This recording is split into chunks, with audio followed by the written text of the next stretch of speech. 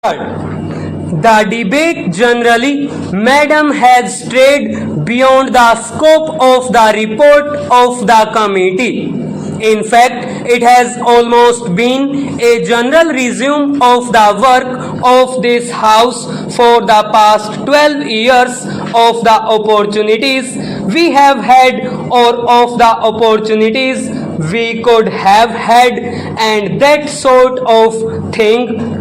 Although many members have touched on many points, still amendments have been tabled only on a few of the rules. But I do not mean to say that their references to the several points are not quite relevant. Certainly, they are relevant and they are very useful suggestions. In fact, this debate has been very valuable in throwing much light on the report of this committee.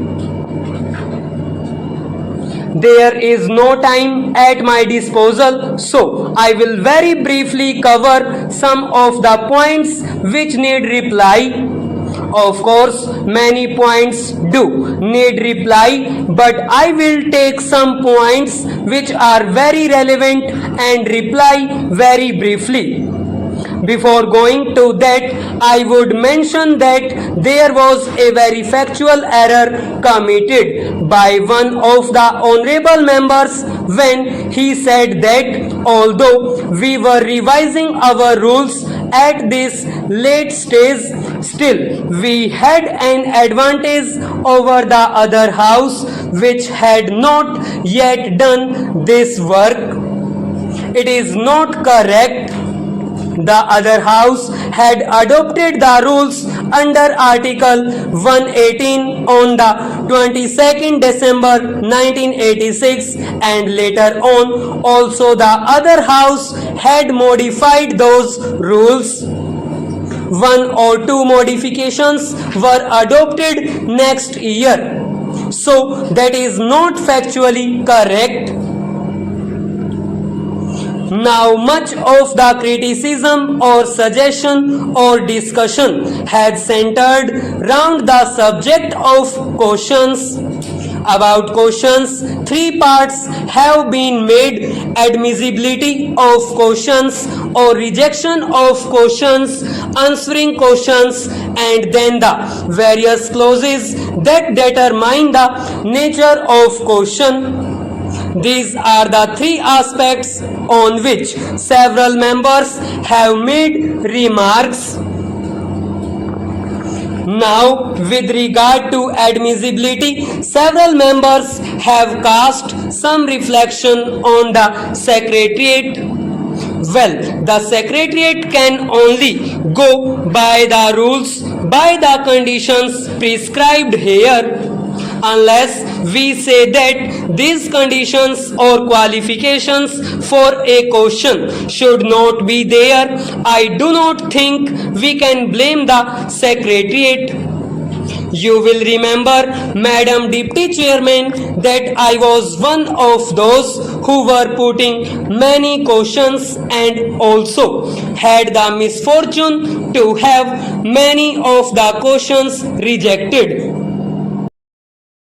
It is true, as many of the honorable members have said, that questions which have been rejected on one ground have been admitted again on the same ground. It has happened like that, but that depends upon the particular person handling the question and his interpretation put upon that.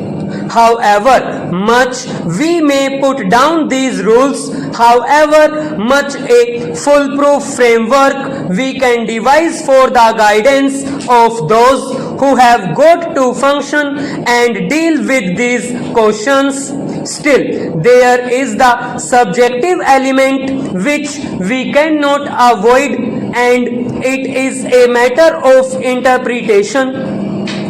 Therefore, we should not blame the Secretariat because nobody can say that they do it with any malefied intention. All that we can say is they can exercise their judgment either wrongly or correctly or indifferently.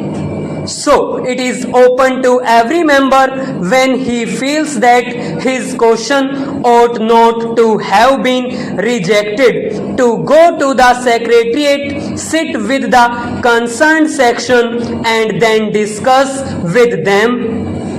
That was what I was doing. That is what many of the members have been doing. Then, after a discussion, either the person understands that his interpretation was wrong or he convinces us that his interpretation was right and that the question as the rule is framed cannot be admitted. It must be realized that the admissibility or rejection of questions is in the name of the chairman. Although one section of the secretariat handles the questions, still it is done in the name of the chairman. So it is not correct propriety to bring the secretariat into question here. The remedy is open to us to go to them and discuss with them. But the disappointment is there. I have also had that disappointment. It is true that when in one house on one ground a question is rejected, in another house on the same ground that question is accepted. It has happened like that. But there can be no remedy except going there and having a personal discussion. With regard to the second point, that is answering questions, I think some remarks have been made attributing a sort of motive to the ministers. Madam Deputy Chairman, I would humbly like to submit that we should not question the bona fides of the government.